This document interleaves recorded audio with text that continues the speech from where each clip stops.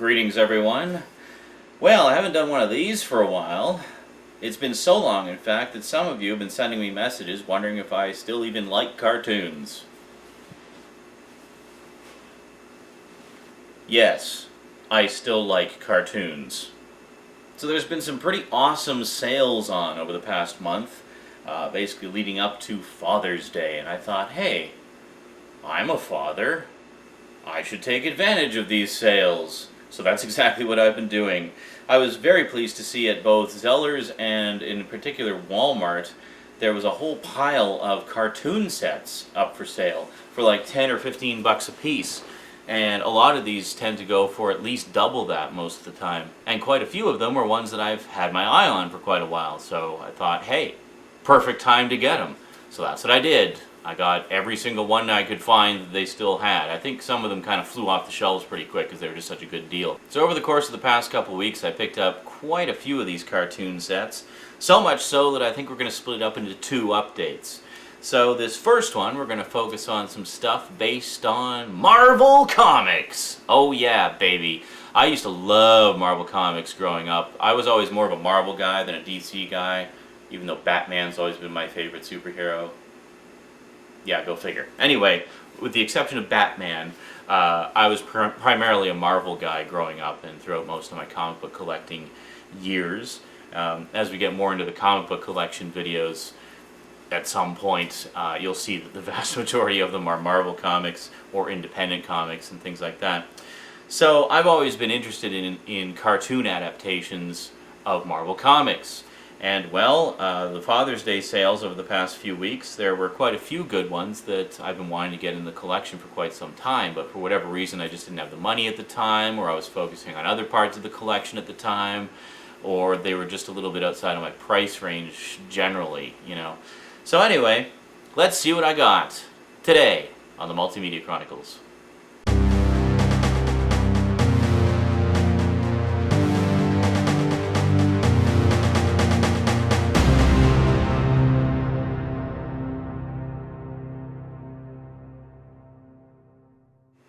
Welcome back. Make mine Marvel. Okay, let's not waste any time. Let's see what we got here.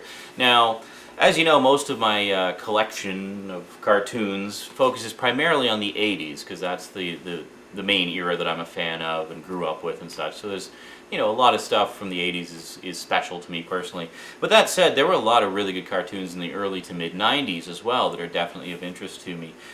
In particular, the early to mid 90s saw a lot of adaptations of Marvel Comics being brought to animated life on Saturday mornings.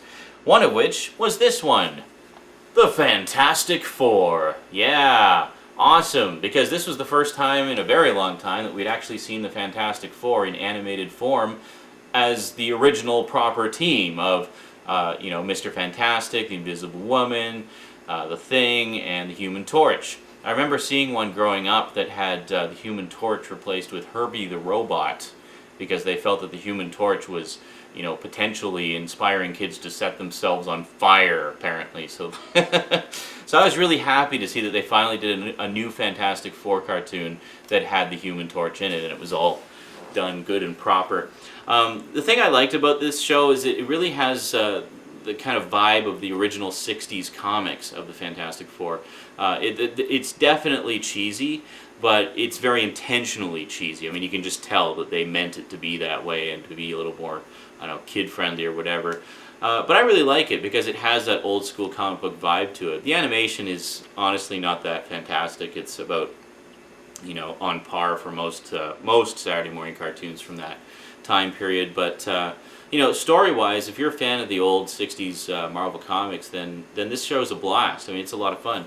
Also, this is notable, being a Buena Vista release, it's notable in that it actually has some extras. Nothing really spectacular, but every single episode has episode introductions by Stan Lee himself. So it's all new episode introductions by Stan Lee. So that's pretty cool that they include that. So let's take a look at the inside. It's basically just a gatefold package that just slips out of the box. Very nice. So you got the artwork on there, and you got the characters on the back. And then it opens up like that. Whoop! Ah! Oh, what's going on here? This thing's falling out. Oh, okay. Get the best of TV on DVD. We'll look at that in a minute. So anyway, you open it up, And there you go. So it's 26 episodes spread across 4 discs. Of course, it's the Fantastic Four, so it has to be 4 discs. And there you got all your episodes listed right there. So pretty cool set. I like. I of course haven't sat down and watched all of these yet. I've watched most of the first disc, but I haven't actually checked out the whole thing yet. So anyway, very cool set. So let's take a look at the TV on DVD insert that came with it. Oh hey, Desperate Housewives and Lost are coming out on DVD soon. Cool. I'm totally gonna have to check those out when they come out.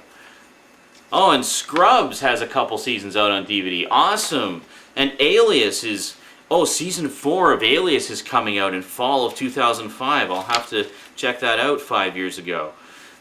and yeah, and then even more. I got Felicity and Golden Girls, Home Improvement.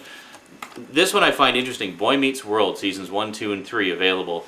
Season 4 just became available of that. Like 5 years, like almost 6 years later.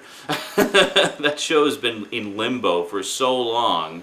Yeah, it's kind of funny to me to see this hyping up season 3 coming soon, and season 4 just came out like 6 years later. So yeah, anyway, this is a 2005 release. I find it interesting that it was released through Buena Vista, and that Buena Vista has been releasing a lot of Marvel animation DVDs for a while because, as you probably are aware, Buena Vista, the company that owns Disney, actually bought Marvel recently. And yeah, so it's kind of like, well, you know, we're releasing all your stuff on DVD, so why don't we just buy your whole damn company? Yeah. Now, around the same time, actually the exact same season that the Fantastic Four debuted, there was another Marvel character that got brought to animated life for Saturday mornings, one that has become quite popular recently, at least the character, if not this particular incarnation. Iron Man! Yeah, pretty cool, eh? And check this out, nice shiny slipcover. Oh, that's sexy. Yeah, so pop the slipcover off, it's just, you know, there. So this again was 26 episodes, also put out by Buena Vista. In this case, they spread it across, where is it here? Oh, where's the other disc? Oh, I was watching the other disc. I forgot to put it back in. Anyway, they all look the same, it's just boring, plain. It was kind of disappointing because the Fantastic Four set actually had some nice artwork on it, but lately they've been kind of cheaping out on the disc art, so it's just the logo on there. And then the insert, you have a big thing about Blu-ray in there, basically saying, why are you wasting your time buying our DVDs? Buy Blu-ray. So, yeah, anyway, this is the Iron Man series. I remember at the time when these two would often air back-to-back at the time that they first came on. This was also in 1994. I remember I actually liked the Fantastic Four series a little better than this one. I don't know. I know a lot of people really like this one a lot, and I think you know, it's high time I reevaluate it because I've heard that this one actually has, you know, way better stories. So anyway, definitely looking forward to checking out both of those. So we got 52 episodes of 90s Marvel cartoon action right here. Some good stuff. Wondering how much I paid for them. Iron Man was $15. This is a more recent release actually. It just came out last year. So I was actually surprised to even see it on sale so soon. And this one I think was about $60 when it originally came out. This originally was released around the same time as the first Fantastic Four movie. This one was actually $10 at Walmart. Yeah, not too shabby. I mean, for $10 to get the complete Fantastic Four, how could I pass that up? Yeah, I was kind of disappointed because they released that when the first Fantastic Four movie came out. I was really hoping that when the second Fantastic Four movie came out, that maybe they'd put the Silver Surfer cartoon on DVD, which is just awesome. If you've never seen the Silver Surfer cartoon, you're really missing out. I mean, it was just so well done. It was well written and, again, really captured the flavor of the old comics. It had this sort of epic fantasy space opera kind of feel to it, and it was just really, really very well done. So finally, picked up a couple of things that I've been, one I've been wanting to get back in the collection, and one I've just been wanting to get. From Walmart, once again, for $10, X-Men Volume 2. Now you may recall I had X-Men Volume 2 a while back, same time that I picked up Volume 1. Well, and at the time I said how, oh, you know, I'm not going to bother repurchasing Volume 2 just to get the slipcover. And then I realized, you know what? These slipcovers are freaking gorgeous. I mean, they're all bumpy and they're shiny and they're just beautiful.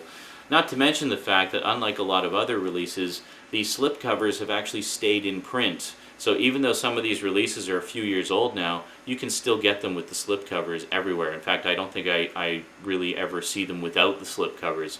So I thought, well, since they're so readily available, why don't I just get them all with the slipcovers? So I sold my Volume 2 a little while ago during the Great Purge of 2010, and when I saw it at Walmart for $10, I was just like, yoink! That's just, not even any thought there. It's just, yep, getting it.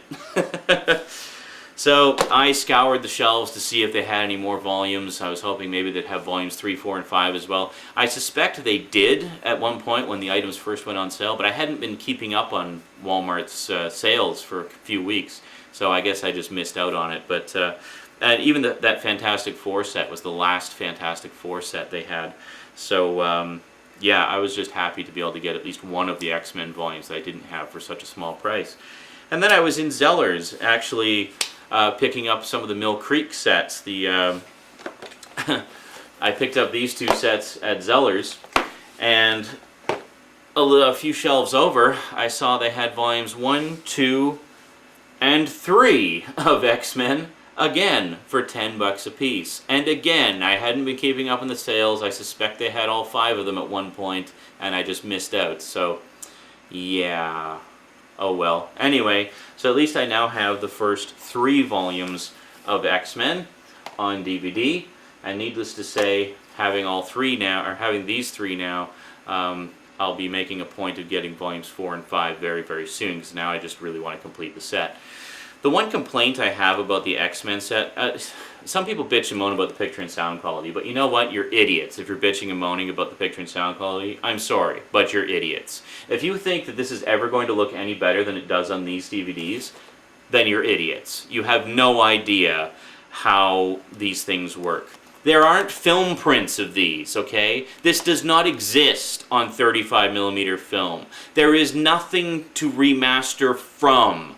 The only complete versions of these episodes that exist, like most shows from the 80s and 90s, are on standard definition video. So no, there will be no Blu-ray release. No, they will never look better than this. This is as good as they will ever look, so enjoy it.